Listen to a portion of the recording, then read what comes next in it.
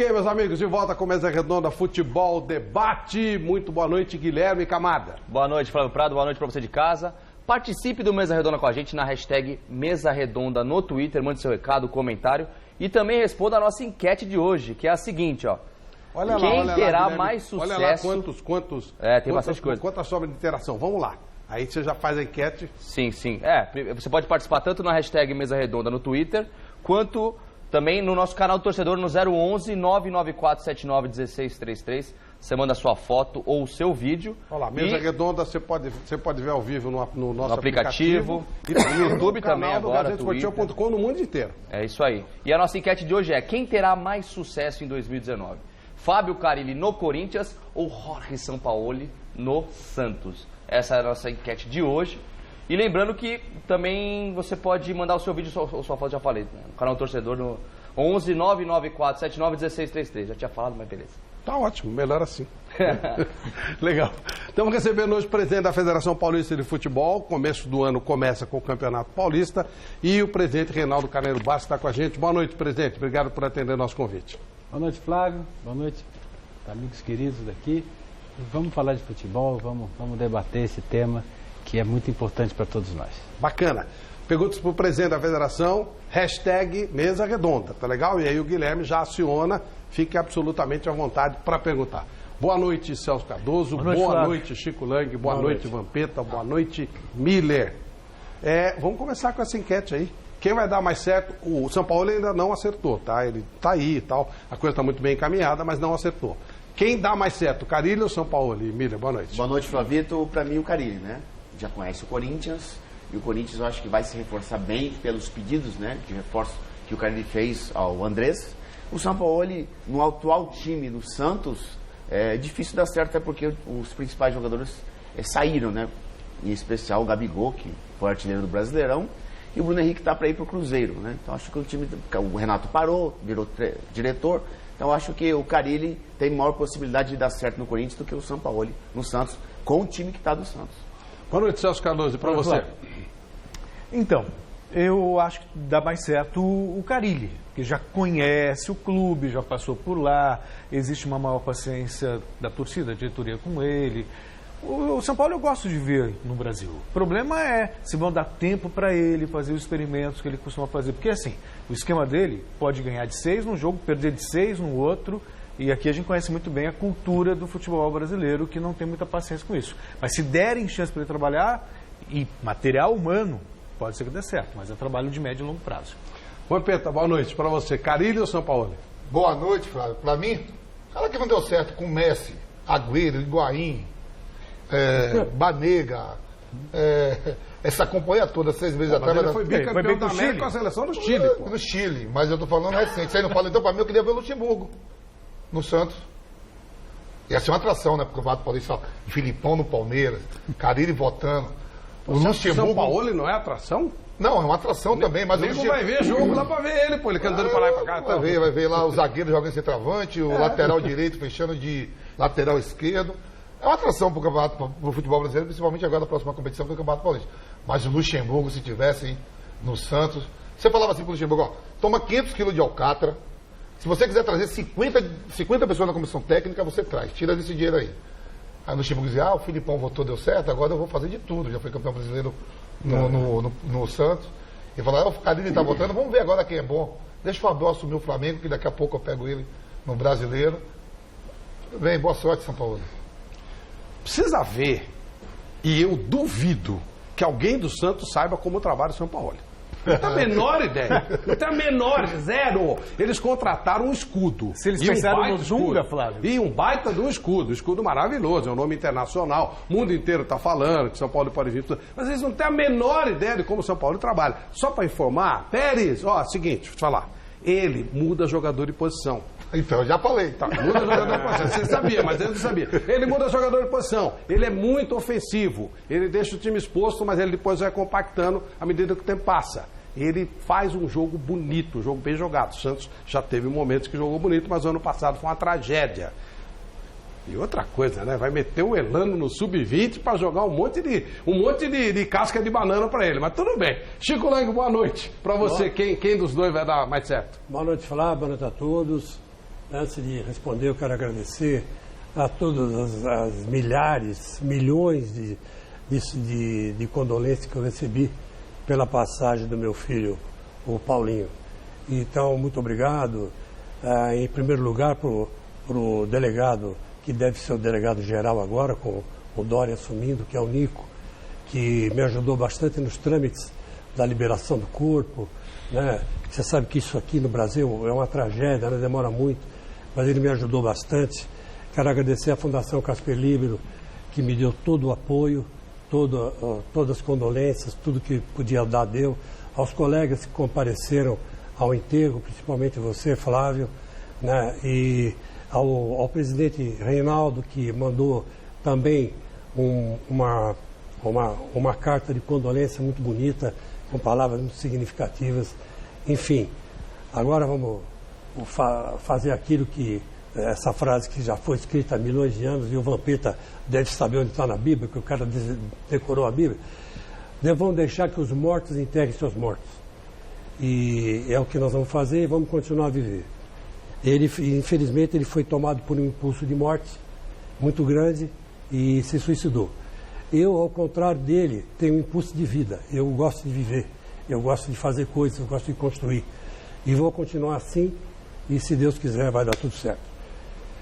Quanto à pergunta que você fez, eu quero dizer o seguinte, eu acho que tanto o Carille quanto o São Paulo vão dar certo. Você vai perguntar, o Carille vai dar mais rápido, vai acertar o time mais rápido. Mas o São Paulo, com esse jeito de jogar, encaixa mais no DNA do Santos. Aquilo que o Luiz Álvaro falava, que o Santos tem o DNA ofensivo. E realmente tem.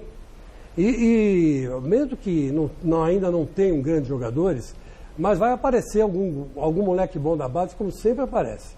E ele vai mesmo colocar esse time, como você falou, no princípio ele vai penar um pouco, a torcida do Santos vai ter que ter um pouco de paciência, mas eu acho que é um técnico muito bom, tem um perfil muito parecido com aqueles técnicos que o Santos precisa. Eu acho que o Vampeta tem razão, era melhor trazer o Luxemburgo, era mais atração, mas já que trouxe o Sampaoli, que o Sampaoli pode trazer, inclusive, uma novidade tática, alguma coisa diferente do que está aí. É um espetáculo, vai ser uma grande atração da mesma forma, e eu vou querer, por exemplo, eu sou corintiano, todo mundo sabe, mas eu como profissional tenho que ver todos os jogos, mas o jogo do Santos eu vou ver com um olho mais crítico, um olho mais de quem, de neófito, né? Querendo ver alguma coisa diferente, né? Neófito é o cara que começa a aprender alguma coisa.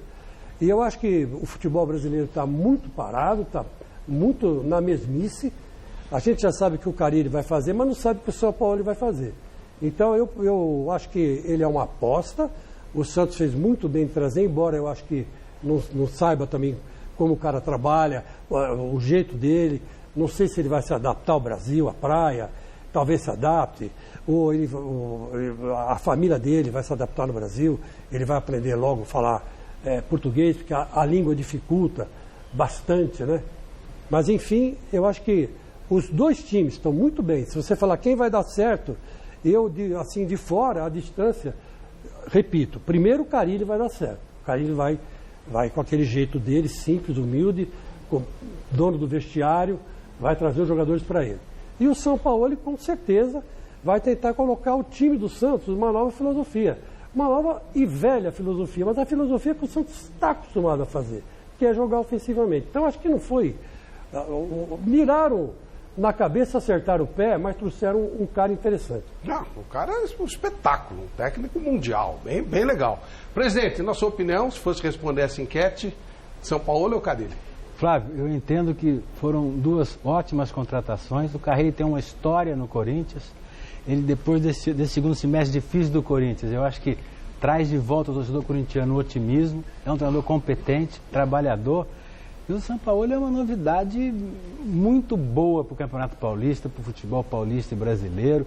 Eu sou um cara que eu sou curioso, eu gosto dessa audácia, dessa coragem de se fazer diferente.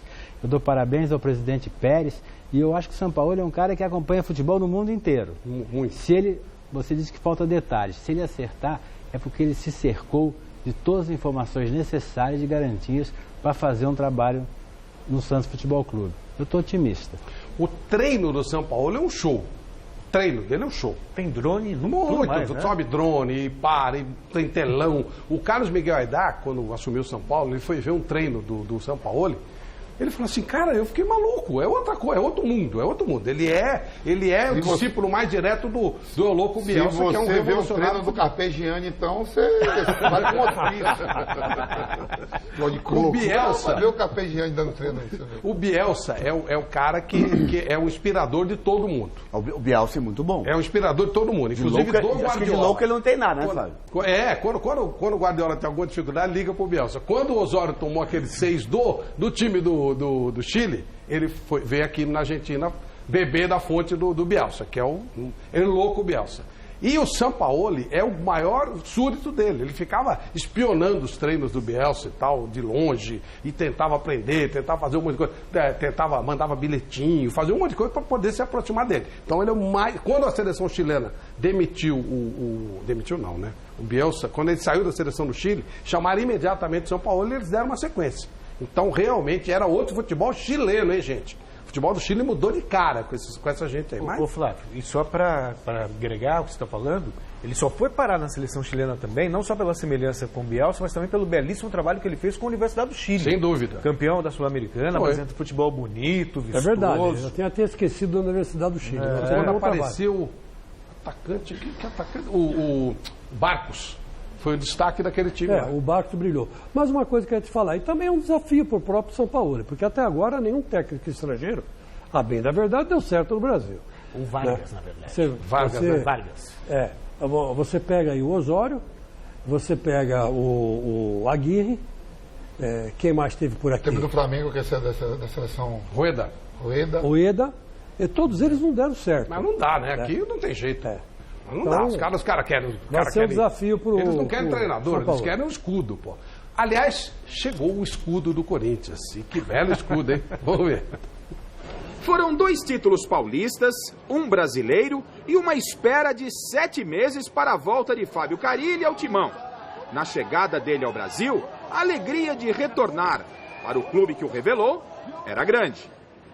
Muito feliz, desde quando começou a manifestação das torcidas nas redes sociais, mesmo antes de ter tido nenhuma conversa, mexeu bastante comigo, isso sim. Então estou muito feliz. A expectativa ainda é muito cedo para falar, segunda-feira começo a me reunir com a diretoria para a gente traçar os planos para o ano que vem. Foram apenas 7 meses de trabalho no Al Aeda da Arábia Saudita. E o porquê de uma volta tão precoce? Foi um trabalho curto, mas um trabalho reconhecido. Né? Meu clube está em 5º hoje, muito além das expectativas, muito além mesmo. Né? Então, só tenho que agradecer o povo saudita, o ministro Turquim, o presidente Ratin. As questões de estrutura que está muito devagar ainda, né? Eles estão trazendo aos poucos, mas é mais pela possibilidade da volta do que uma saída por alguma coisa de errada lá na Arábia Saudita. Eles entenderam o que eu falei para eles, o porquê que eu queria voltar, e entenderam numa boa e foi bem tranquila a saída. Apesar da distância, Carille já está trabalhando e planejando o Corinthians para a próxima temporada. Desde quando foi anunciado oficialmente, eu comecei a ficar em contato com a diretoria o tempo todo, né? Então, o Ramiro que chegou aí é algo que a gente já vinha conversando. As contratações para 2019 ainda nem começaram, mas para a torcida corintiana, o principal reforço já chegou. A gente precisava da volta dele. O Corinthians está se reforçando também, né? Finalmente, contratações sem novela. Então isso também já é muito bom, mas é graças ao Carille, porque eu acho que se não fosse um acordo ali com a diretoria, a gente não teria já reforços para o próximo ano. Para a torcida aí, eu sei muito bem o quanto a força da torcida é importante para nós. Isso é mentira, hein, gente? Esse negócio de lindo é mentira. Sei o quanto é importante que a gente faça aí um grande trabalho aí todos juntos, comissão, diretoria, torcida e atletas, para que a gente faça um ano bom. De volta ao Brasil, Carille não escondeu que estava com saudade dos amigos, da família e, claro, da nossa culinária. E o primeiro prato dele no retorno já estava definido. Lasanha, né? Vamos começar por aí, lasanha. Antes da lasanha, o novo técnico corintiano teve que provar mesmo foi do carinho da Fiel. Bom, e no dia, ele chegou ontem, né? Mas hoje é aniversário do nosso título mundial. 6 anos. Nossa. Nós. O Chelsea não esqueceu até hoje. Para você é um cara de pau, hein? Você é um cara de pau. Que isso? Você torceu contra. Louco, pô. Você torceu contra. O Corinthians estava do seu lado. Você torceu contra o Corinthians. Que isso? Acordamos cedo de manhã para ver o jogo junto. Que E isso? você, aí no seu flat. E aí o que aconteceu? Você torcia, vibrava, que nem um louco. Não, eu chorei, Pelo pô, Chelsea. de emoção. Chorou de tristeza quando. Com emoção com o nosso guerreiro. Quando o Guerreiro fez o gol de cabeça. O Flávio é um cara de pau. Escuta, Vampeta, essa volta aí, qual é o grau de responsabilidade do Carille? Porque a torcida está botando fé. Você viu o que o Carlos falou? Para muitos corintianos, o reforço principal já chegou. E aí? Não é só no Corinthians, né, Flávio? A gente está vendo que, normalmente, no mercado da bola, assim, essa parada de final de ano, todo mundo ficava mais emocionado. Qual atleta que vai vir, não sei o quê. Hoje, o grande artista está sendo os treinadores, né? Todo mundo depositando uma esperança muito grande no Carille, o torcedor do Santos no São Paulo, o Abel Braga no Flamengo. Quer dizer, os protagonistas mesmo são jogadores, mas sem ovo bom, você não faz um omelete bom. Né? Não sei se ele está participando dessas contratações. Gostei muito da vinda do Ramires, para mim, dos nomes que estão apresentados, o Ramires, pelo menos, é o melhor nos últimos 3 anos jogando bem no Grêmio. E ele vai ter trabalho, vai ter dor de cabeça. Bem mesmo. Porque a gente está falando assim do Santos com a vinda do Santos com o São Paulo, o Corinthians com o Carille, mas quem está na frente disso tudo é o Palmeiras, que já tem um time montado. Claro. E aqui a gente sabe assim, o estadual derruba treinador. Se você não for bem no campeonato estadual, e o estadual só pode ganhar um. E quem está na frente é o Palmeiras. Já tem o time certinho, todo organizado. Presidente, bem a propósito, existe uma norma com relação à saída e entrada de treinador no Campeonato Paulista, não é isso? Exatamente, já faz 3 anos nós conversamos com os clubes, com os treinadores, e o Mauro Silva, que é o nosso vice-presidente agora eleito, campeão do mundo, um ex-atleta, uma pessoa especial dentro da federação, que a gente aprende muito todo dia, ele começou a conversar com esses segmentos inteiros, e o treinador, ele sendo demitido do campeonato, durante o Campeonato Paulista, durante o A1 ele não pode treinar um adversário. Ele pode ir para outro estado, ele pode treinar um time do A2, do A3, e assim seguem todos os outros. Um treinador demitido da Série A2, ele não trabalha em outro clube da Série A2. Além disso, para você inscrever um outro treinador, você tem que fazer o acerto do treinador que está saindo. O acerto não é fazer um cheque e pagar. Chamar o cara, sentar, dividir em 3 vezes, 2 vezes, pagar mês que vem, fazer um contrato, fazer os distratos do contrato que ele registrou lá. Isso melhorou muito a relação dos clubes com o treinador, deu uma segurança para o treinador que estava saindo, e o treinador que chega mais fortalecido. Só uma informação, a gente começou com 15 trocas de treinadores, 9 trocas de treinadores, no último Paulista somente 4. Isso surtiu efeito e a gente conversa muito com os clubes da importância de se planejar e não sair trocando as peças a qualquer momento. Primeiro, que custa muito caro. Segundo, que o resultado em percentuais está aí para a gente olhar, são muito ruins os times que trocam e contratam muito atleta. Por que o treinador não pode trabalhar? Não é o clube que deveria ser, entre aspas, punido? Porque o que acontecia muito, e a gente também fez esse levantamento, o treinador está treinando o Chico Lang, e aí o Vampeta quer o treinador do Chico Lang e começa a forçar, e ele começa a querer sair. Então, acabou isso na divisão. O cara, quando assina um contrato, ele está consciente que ele vai começar e terminar nesse clube. Não, a possibilidade do clube mandar existe, mas essa troca também inibe ele de querer sair, querer mudar. Eu contratei o time, ele contratou o time inteiro do Chico, do Vampeta, e vai treinar o Chico? Não, é uma coisa difícil. Então tem que ser para todo mundo. Em contrapartida, o que a gente deu? A garantia de que ele faz um distrato para sair. Que ele não vai sair, vai procurar seus direitos. Isso a gente deu uma forma de que ele seja, quando demitido, tratado com o mínimo de respeito. Mas, presidente, não seria mais sensato? Porque, na maioria das vezes, raramente a gente vê o treinador trocando de clube para ir para outro. É muito mais o clube que investe, coloca multa, o resultado não acontece e manda embora. Não seria muito melhor criar um mecanismo para dar um puxão de orelha nos clubes? Porque o maior responsável por demissão não é o pedido de demissão do treinador, é o clube que, de repente, não tem coragem de sustentar um trabalho para peitar conselheiro, peitar corneteiro e com uma sequência de 3, 4 jogos ruins, já manda embora. Quer dizer, o clube pode continuar fazendo isso, e quem acaba punido é o treinador que é demitido sem, muitas vezes, justiça e fica impedido de trabalhar no outro clube da primeira divisão. Celso, realmente o clube, na 90% das vezes, não 90%, mas a grande maioria das vezes, é ele que toma a decisão. Agora, tem a parte prática. A gente conversou muito com os treinadores para tomar essa decisão. A decisão tem o apoio dos treinadores. Com os clubes. A gente não tem uma arma para puxar a orelha do presidente do clube, uma entidade com outra entidade. A gente tem que proteger esse treinador. E a forma que a gente contou de proteger esse treinador é que ele faça um distrato e que para outro treinador sentar no banco dele, a vida dele tenha sido acertada.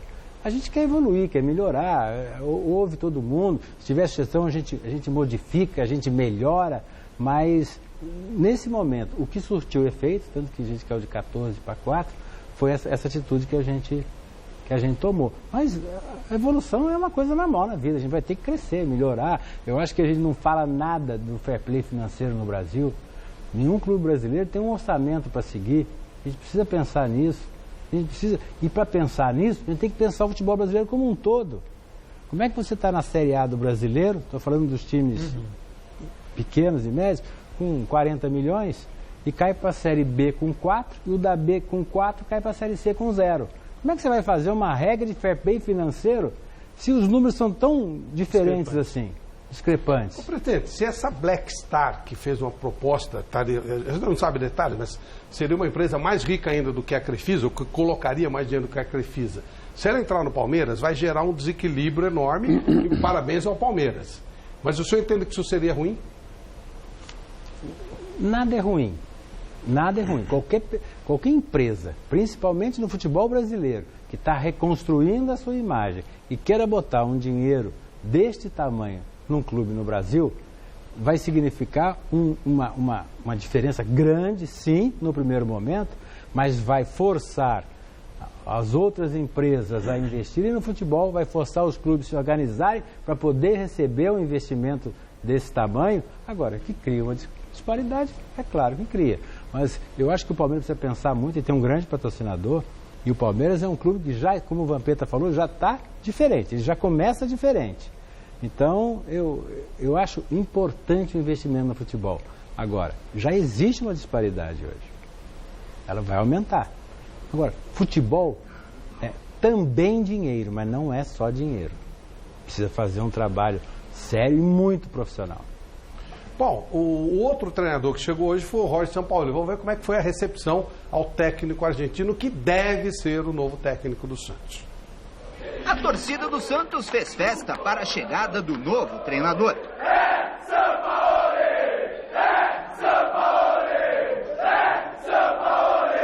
Jorge Sampaoli foi recebido por cerca de 100 torcedores no evento que ficou conhecido como Aeropeixe. Fizemos também na Aeropeixe no embarque para a Argentina contra o jogo contra o Independiente, naquele fatídico capítulo da Conmebol, mas estamos aí de novo. E você acha que vai dar certo? Tomara, né? A gente sempre torce. Eu quero isso. Depois de muita espera, Sampaoli desembarcou cercado por seguranças. A recepção foi tumultuada. O argentino foi escoltado pela torcida até o carro. Sorrindo, Sampaoli sentiu de perto o carinho e o fanatismo da torcida. Jorge Sampaoli seguiu viagem para a cidade de Santos. Nesta segunda-feira está prevista a reunião com o presidente do clube, José Carlos Pérez. As duas partes já possuem um acordo verbal, mas somente após a assinatura do contrato, o clube vai anunciar Sampaoli de forma oficial. Do aeroporto de Guarulhos, Adriano Dolfi, para a TV Gazeta. Então, já é uma situação diferente. Ele está aí, mas ele não acertou. E eu acho que passa mais, o presidente falava agora sobre não é só dinheiro. Passa mais por conhecer um pouco o que se pensa, quais são as ideias. Eu imagino que seja isso, Mira. Ó, Flavito, também tem o lado da cultura, né?